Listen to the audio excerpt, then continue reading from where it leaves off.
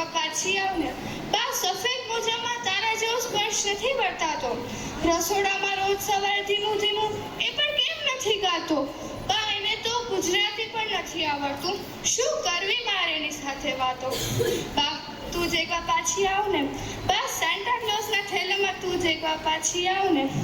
બા આ બાજુ તલ છીંગની ચીકી ને મમરાના લાડુ ને પેલી બાજુ ચોકલેટની રેલમ છે.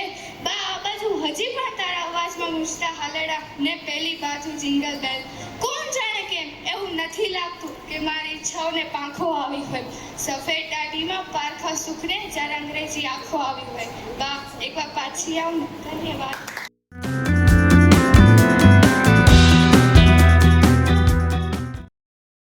આ વિડિયો ગમ્યો હોય તો લાઈક કરજો, મિત્રોને શેર કરજો અને ચેનલને સબસ્ક્રાઇબ કરવાનું ભૂલશો નહીં.